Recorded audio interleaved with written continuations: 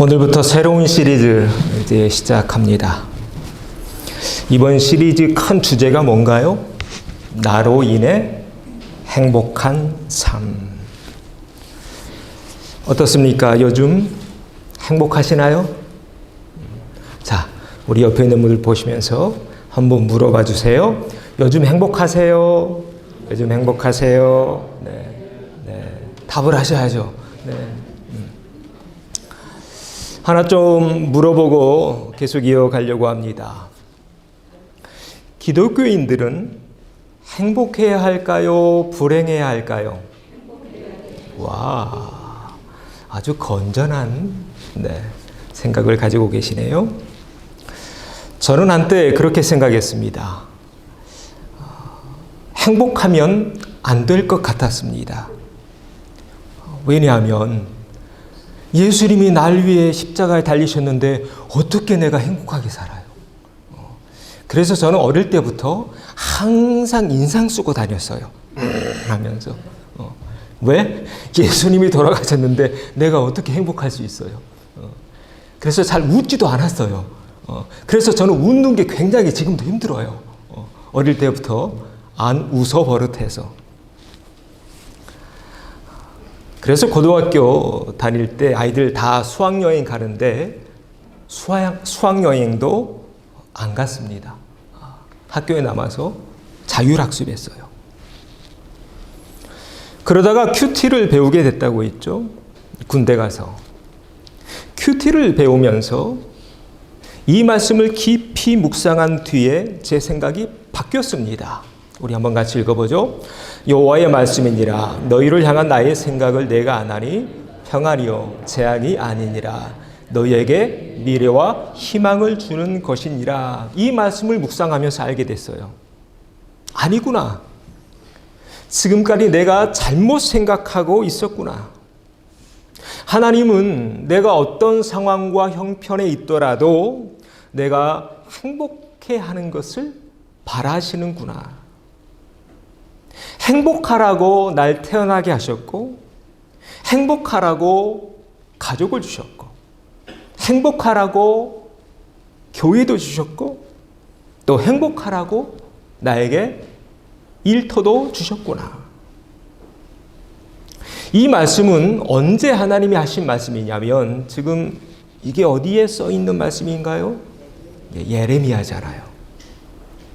예레미야는 남유다가 멸망할 때 맨 마지막에 활동했던 선지자가 예레미야입니다. 그런데 그렇게 나라가 망하고 있음에도 불구하고 하나님은 우리에게 어떤 생각을 가지고 계셔요?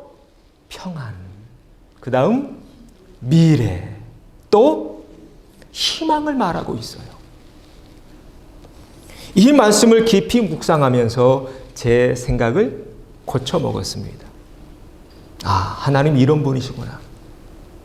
나라가 망하는 그 순간에도, 지구가 두쪽나는 그 순간에도 하나님은 내가 행복하게 사는 것을 바라시는구나.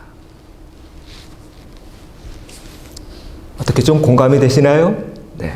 자, 옆에 있는 분들과 이렇게 인사하면서 오늘 말씀을 열어가겠습니다. 어제보다 행복한 오늘이 되세요. 어제보다 행복한 오늘이 되세요.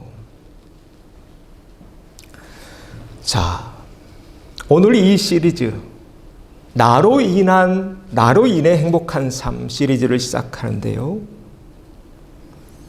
나로 인해 행복한 삶이 되려면 오늘 이 제목 기억하셔야 됩니다. 자, 이제 제목 한번 읽어보죠. 과제를 분리하라. 과제를 분리하라. 나로 인한 행복한 삶이 되려면 제일 먼저 기억해야 될 것, 과제를 분리해라. 여기 큰 주제 조금 더 설명하고 넘어갈게요. 나로 인해 행복한 삶, 그런 삶을 살아야 행복해져요. 다시 말하면, 반대로 말하면 나로 인한 것이 아닌 다른 사람 때문에 행복한다는 것은, 그것은 오래가지 못해요. 또 나 아닌 다른 것에서 행복을 찾는다고 하면 행복이 아니라 불행해질 확률이 커요. 그래서 큰 주제, 이번 시리즈의 큰 주제를 누구로 인해 행복한 삶? 나로 인해 행복한 삶이라고 잡아봤습니다. 그러려면 오늘 주제로 들어가죠. 첫 번째입니다. 같이 읽죠. 과제를 분리하라. 제가 과제 분리에 대해서는 여러 번 설교했는데 기억나세요?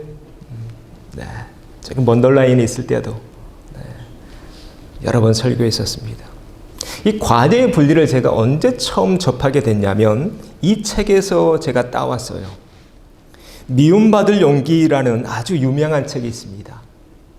2014년도에 발간된 책인데 전 세계 언어로 번역됐어요. 자그만치 몇 권이나 팔렸을 것 같아요? 네. 지금 여기는 200만 권이라고 돼 있죠. 한국에서만 200만 권이 팔렸어요. 전 세계적으로 1000만 권이 팔렸대요. 어마어마한 숫자입니다. 기시미 이치로라는 심리학자가 쓴 책입니다. 기시미 이치로는 누구 제자냐면 아들러의 제자예요. 여러분 심리학자 어떤 사람들 이름이 떠오르나요? 심리학 하면 프로이드, 융, 그리고 마지막 아들러. 이 세 명을 심리학의 3대 거장이라고 합니다. 그 3대 거장 중에 아들러의 제자가 기시미 이치로인데 그 기시미 이치로가 쓴 책이 바로 이 책입니다. 미움받을 용기. 이 책에 이런 대목이 나옵니다. 읽어보죠. 말을 물가로 데려갈 수는 있어도 물을 마시게 할 수는 없다. 아주 유명한 말이죠. 이 책에도 나와요. 말을 물가로는 데려갈 수는 있어요. 그런데 물을 마시게 할 수는 없다는 거예요. 이는 부모와 자식의 관계도 마찬가지인 것 같습니다. 맹자의 어머니가 어떻게 했나요? 그 아들 잘 되게 하려고 이사를 갑니다. 어디 근처로 이사를 가나요? 서당 근처로 이사를 갑니다. 그 전에는 어디에 살았냐면 그 상여집 옆에 살았대요. 그랬더니 그 맹자가 어릴 때부터 그 상여 그 하는 그 노래만 부르는 거예요. 어여 뭐 이런 노래 있잖아요. 상여 나갈 때 하는. 그래서 안 되겠다. 이사를 갑니다. 서당 옆으로. 우리 부모가 해줄 수 있는 한계가 있어요. 맹자의 어머니처럼 서당 옆으로 이사 갈 수는 있어요. 그러나 맹자의 머릿속에 지식을 집어넣는 것은 누구 몫인가요? 누구 몫이에요? 맹자 본인의 몫이죠. 오늘 주제가 바로 이것입니다. 내가 할 수 있는 몫이 있다는 거예요. 내가 해야 될 인생의 과제가 있어요. 아빠로서의 과제, 엄마로서의 과제, 교회에서는 목사로서의 과제, 바운더리가 있다는 겁니다. 인생에서 언제 행복이 찾아오는가? 바로 이 바운더리, 내 과제, 내 한계가 어디까지인가를 깨우치는 것. 여기에서부터 행복은 시작된다는 겁니다. 대신 물을 마셔줄 수는 없는 거예요. 대신 인생을 살아줄 수도 없는 겁니다. 대신 해주려고 했다간 이 그림 보세요. 말도 힘들고 주인도 힘들 뿐입니다. 오늘 성경 이야기가 바로 그런 이야기입니다. 오늘 본문은 바울이 3차 전도 여행을 끝나고 이제 예루살렘으로 돌아가는 그 여정에서 벌어진 일입니다. 지도 하나 가져왔는데 지도 쭉 따라가 보세요. 저 밑에 두로 보이시나요? 두로. 네. 맨 밑에 보이시죠? 두로. 고린도에서 출발합니다. 쭉 배를 타고 에베소 지나서 두루에 도착합니다. 그 다음 가이사라로 내려가야 되고 가이사라에서 더 안쪽으로 밑으로 내려가면 이제 목적지인 예루살렘입니다. 오늘 본문 두로에서 이런 일이 발생하고 있습니다. 한번 읽어봅니다. 제자들을 찾아가 거기서 이레를 머물더니 그 제자들이 성령의 감동으로 바울더러 예루살렘에 들어가지 말라 하더라. 바울의 목적지는 지금 어디까지 가야 돼요? 예루살렘까지 가야 되는 거예요. 그런데 그 중간 두로쯤에 왔는데 두로에 있는 제자들이 바울을 말려요. 예루살렘에 들어가지 말라. 왜 말렸을까요? 예루살렘에는 지금 바울을 죽이려고 하는 결사대가 조직되어 있어요. 유대인들이, 율법주의자들이 어떻게든 바울 죽이려고 심지어 금식까지 하면서 이걸 안 거예요. 그래서 바울의 제자들이 선생님 제발 예루살렘에 들어가지 마세요. 그렇게 만류하고 있었던 겁니다.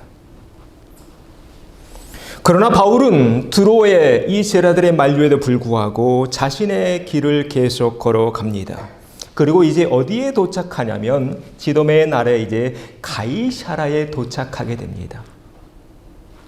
항구였습니다. 그때 이런 일이 벌어집니다. 오늘 우리가 읽어봤던 본문입니다.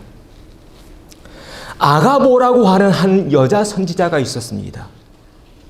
바울의 띠를 가져다가 자신의 손과 발을 묶으면서 이렇게 예언하는 겁니다. 바울이여, 당신이 예루살렘에 들어가면 이렇게 손과 발이 묶이게 될 겁니다. 그러면서 주한 글씨 같이 읽죠? 올라가지 말라라고 권합니다. 자, 바울 어떻게 했을까요? 계속 제자들이 말리고 있잖아요. 심지어 환상을 보는 예언을 하는 아가보라는 선지자도 이런 퍼포먼스를 하면서 말리고 있습니다. 여러분이 이 상황에 있었다면, 여러분이 바울이라면 어떻게 하셨을 것 같습니까? 이러했음에도 불구하고 바울은 예루살렘으로 갑니다. 자, 이게 바울의 각오인데요. 한번 읽어봅니다. 바울이 대답하되 여러분이 어찌하여 울어 내 마음을 상하게 하느냐. 나는 주 예수의 이름을 위하여 결박당할 뿐 아니라 예루살렘에서 죽을 것도 각오하였노라. 이미 각오가 되어 있다는 거예요.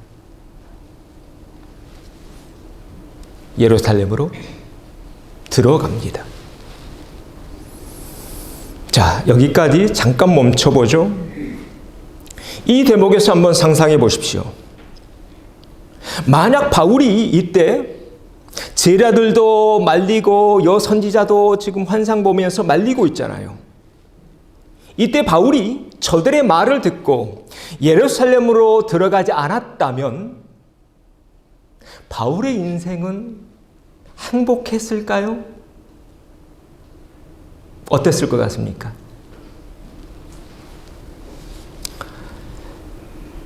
지구에 조금 더 오래 살 수는 있었을 것 같습니다. 그러나 행복하지는 않았을 것 같습니다. 왜냐하면 만약 이때 예루살렘으로 가지 않고 그냥 제자들 사이에서 숨어서 살다가 인생을 마감했다면 바울은 결코 이 글을 우리에게 남겨줄 수 없었을 것이기 때문입니다. 읽어보죠. 나는 선한 싸움을 싸우고 나의 달려갈 길을 마치고 믿음을 지켰으며, 이게 마지막 서신이잖아요. 만약 사도행전에서 바울이 그 자리에 주저앉아 있었다면 자신의 생명을 지키기 위해, 안위를 위해 예루살렘을 포기했다면 결코 이런 글 나올 수 없었겠죠. 이 대목에서 우리는 깨닫습니다. 우리에게는 각자의 과제가 있다는 것.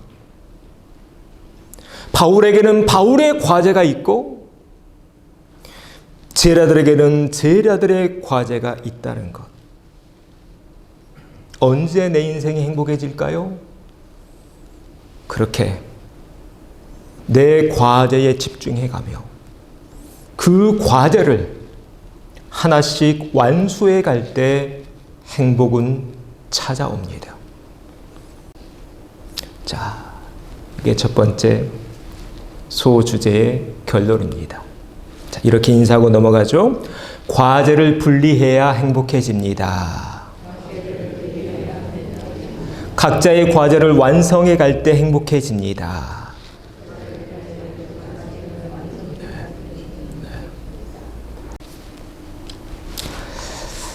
자, 이제 두 번째로 넘어가려고 하는데요. 그러나 오해하지는 말아야 됩니다. 오늘 제목이 과제 분리인데 좀 딱딱하죠? 오해하지는 말아야 됩니다. 우리 신자들이 과제를 분리해 갈 때 반드시 두 가지를 짚고 넘어가야 합니다. 그 첫 번째가 이것입니다. 읽어보죠. 하나님의 뜻이 담겨 있는가? 과제를 분리할 때 반드시 염두에 둬야 되는 첫 번째. 과연 거기에 하나님의 뜻이 담겨 있는가?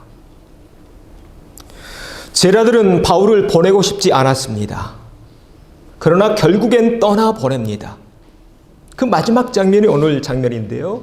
마지막 이 기도를 드리면서 바울을 떠나보냅니다. 읽어보죠.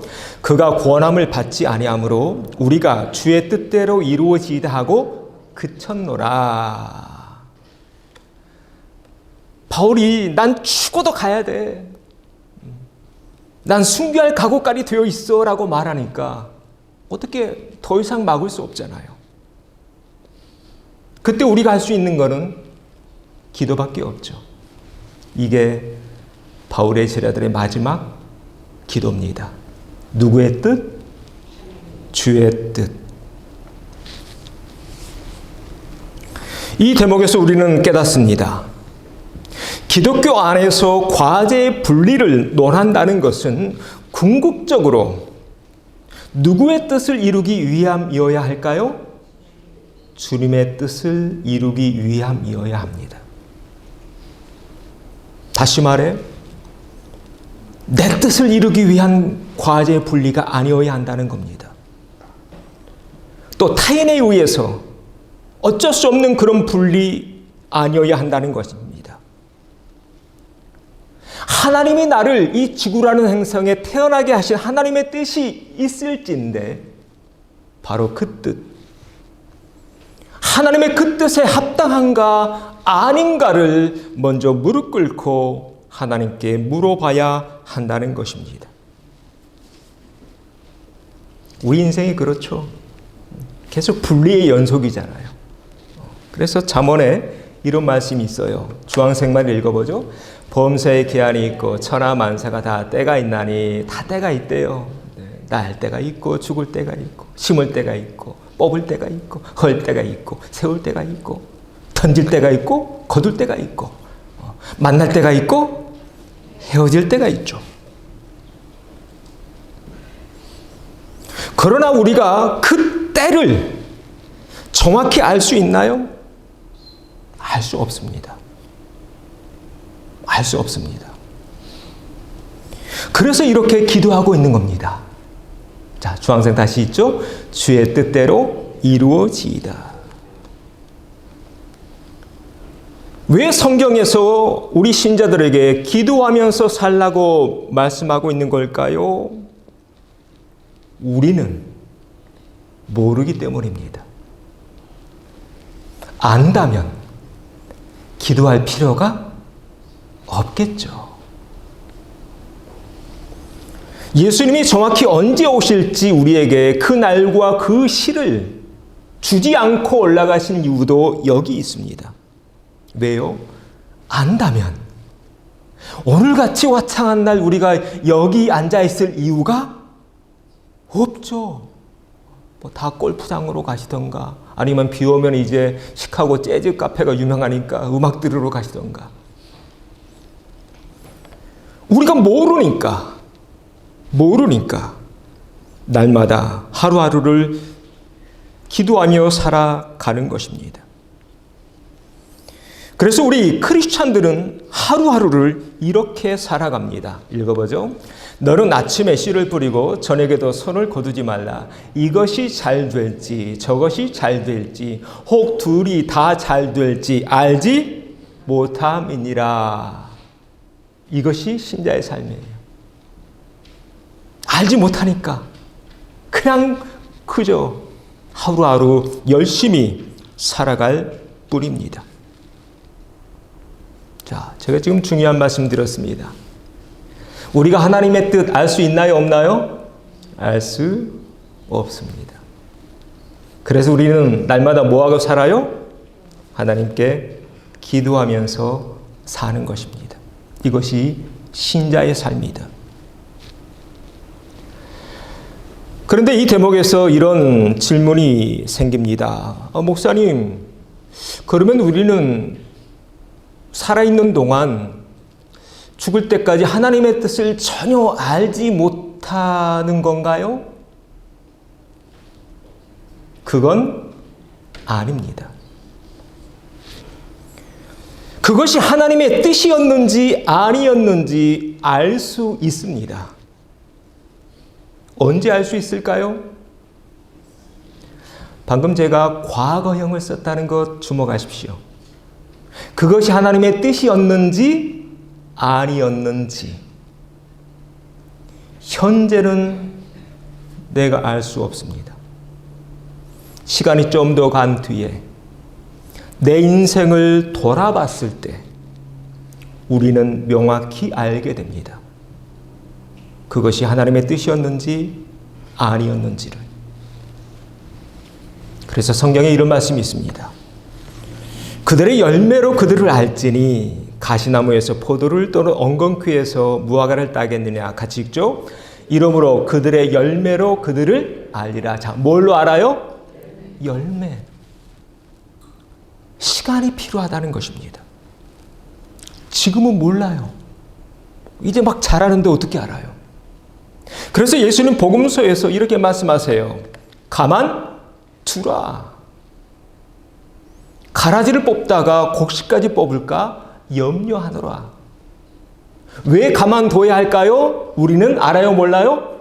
모르니까요. 시간이 필요하다는 것입니다.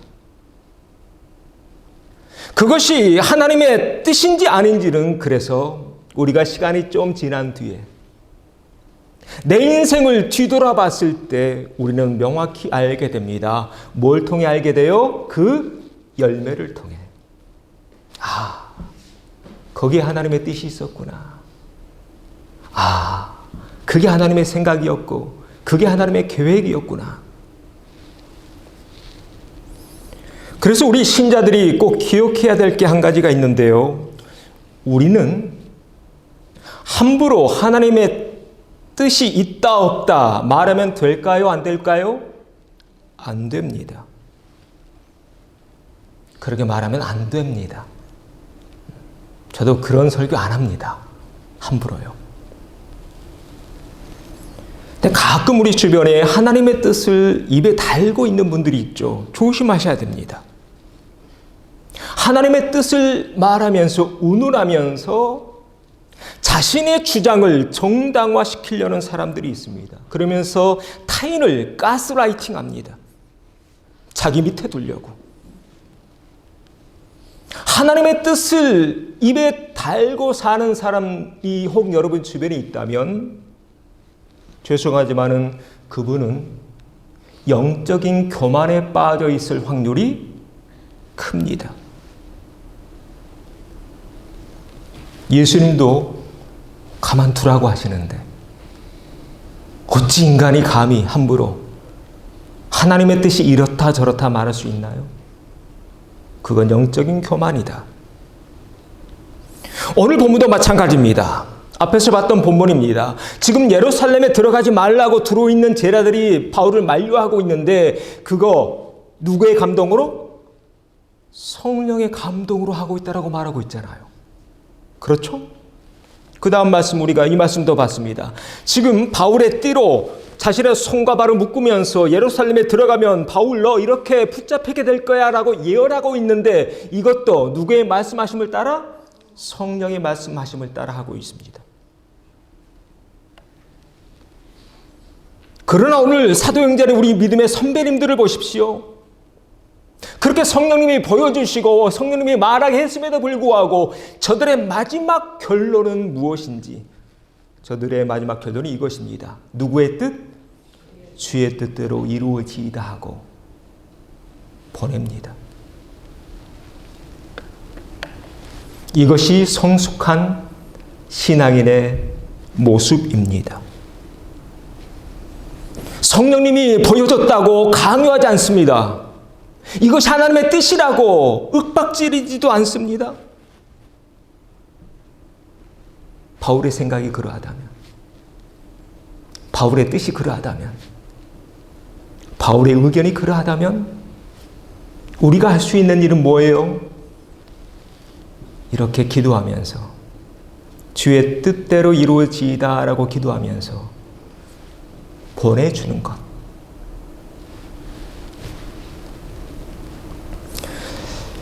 과제의 분리를 논함에 있어서 반드시 그 과제의 분리는 무릎 꿇고 난 뒤에 분리여야 합니다.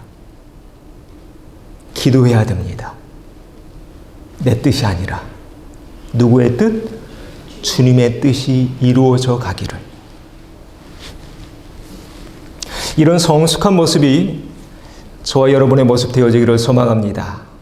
참 성숙한 모습이에요. 참 성숙한 신자예요. 이 대목에서 또 이런 질문이 나옵니다. 목사님, 그러면 왜 성령님은 여기 앞에서요, 이 아가보라는 선지자에게 바울의 이 손발이 묶일 거라는 거 왜 보여주셨어요? 또 앞에서 왜 성령의 감동으로 바울이 지금 예루살렘에 들어가면 어려움 당할 거라는 거 왜 알게 하셨어요? 여러분, 왜 성령님 이렇게 보여주셨는가라는 질문이 나옵니다. 여러분, 왜일까요? 왜 바울이 예루살렘에 들어가면 그런 어려움을 당할 거라는 것을 미리 보여주셨을까요? 바울을 어떻게 해서든 예루살렘에 못 들어가게 하려고? 그래서 십자가 못 지게 가게 하려고? 그건 아닙니다. 그러면 왜 보여주셨을까? 여러분, 예수님이 제자들과 함께 이 세상에 계실 때 제자들에게 앞으로 자신이 순환을 당할 거라는 거 몇 번 보여주시나요? 3번 알려주죠. 똑같은 이유, 똑같은 목적입니다. 예수님이 살아생전에 자신의 제자들에게 앞으로 있을 일, 십자가를 3번씩이나 반복하신 이유가 뭔가요? 예수님이 부활 승천한 뒤에 제자들이 예수님의 뒤를 이어서 교회를 세워가야 하니까 보여주셨죠. 마찬가지입니다. 이제 바울의 시간은 다 끝난 거예요. 이제 바울 예루살렘에 들어가서 마지막 복음 전하다가 잡히거든요. 또 두들겨 맞아요. 그리고 마지막 어디로 갑니까? 로마로 가게 되죠. 로마에서 순교하죠. 바울의 시간이 얼마 남지 않았기 때문입니다. 바울이 이 세상을 떠나면 이젠 교회 누가 지켜야 돼요? 바울의 제자들이 지켜야 하기에 그들 담대하라고, 믿음 잃지 말라고 미리 보여주셨던 것입니다. 이 우리는 어떤 일을 결정할 때 또 하나님이 무엇인가 나에게 보여주실 수 있습니다. 나에게 뭔가를 들려주실 수도 있습니다. 또 과제를 분리해 가야 될 때도 있습니다. 그럴 때 반드시 물어야 합니다. 누구의 뜻? 주님의 뜻, 하나님의 뜻이 어디 있는가? 내 인생에서 중요한 결정을 할 때 반드시 무릎 꿇어야 됩니다. 하나님, 무엇이 하나님의 뜻인가요? 내가 어떤 결정을 하기를 하나님 바라시나요? 이렇게 무릎 꿇고 결정해야 합니다. 그렇게 결정해야 실수하지 않습니다. 그렇게 결정해야 하나님의 뜻을 온전히 이루어 갈 수 있습니다. 만약 바울의 제자들이 이렇게 주님의 뜻을 묻지 않고 베드로처럼, 베드로가 예수님 십자가 지지 마세요 이랬잖아요. 베드로처럼 바울의 길을 막았다면 결코 우리 조선 땅까지 복음이 올 수 없었을 것입니다. 꼭 기억하십시오. 어떤 결정이 앞서 무릎 꿇어야 합니다. 물어봐야 합니다. 어디에 하나님의 뜻이 있는지. 자, 이렇게 인사하고 다음으로 넘어가죠. 주님의 뜻을 구합시다. 하나님께 먼저 물어봅시다. 네. 과제 분리에 대해서 논함에 있어서 꼭 필요한 게 이것이다. 하나님의 뜻이 어디 있는가를 물어보고 분리해야 돼요. 그래야 상처받지 않아요. 그래야 실수하지 않고. 자, 한 가지가 더 있다고 했죠? 마지막 질문은 이것입니다. 같이 읽죠. 사랑이 묻어 있는가? 하나님의 뜻에는 반드시 이것이 묻어 있더군요. 그것이 뭔가요? 사랑입니다. 오늘 본문도 마찬가지입니다. 우리가 사도행전 오늘 후반부를 읽고 있는데 계속해서 바울과 제자들이 헤어지는 장면을 읽어가고 있습니다. 근데 그 모든 헤어짐은 이러했습니다. 한번 읽어보죠. 이 말을 한 후 무릎을 꿇고 그 모든 사람들과 함께 기도하니 다 크게 울며 바울의 목을 안고 입을 맞추고 다시 그 얼굴을 보지 못하리라 한 말로 말미암아 더욱 근심하고 배에까지 그를 전송하니라. 마지막 장면, 헤어지는. 특별히 여기 에베소 교회예요. 지도에서 보이시죠? 에베소 교회를 떠날 때 에베소 교회 장로들이 다 나와서 바울을 부둥켜 안으면서 울면서 배웅하고 있는 장면입니다. 오늘 여러분 교회에 오셔서 여러분 교회에 오시면 제일 먼저 뭐부터 보시나요? 주보부터 받아보죠. 주보 받아보시면서 뭘부터 보세요? 네, 뒤에 헌금? 여기 쭉 예배 순서 보면 설교 제목 보시죠. 네. 오늘 제목 보시면서 목사님이 어떻게 내 마음을 알았지? 과제를 분리해라? 안 그래도 좀 그렇게 살려고 했는데 잘 됐다. 오늘부터 이제 분리해. 밥도 따로 먹고 설거지도 알아서 하고. 혹시 이런 생각 드신 분 계셨나요? 물론 맞습니다. 그렇게 인생에서 분리해야 될 건 분리해 가야 합니다.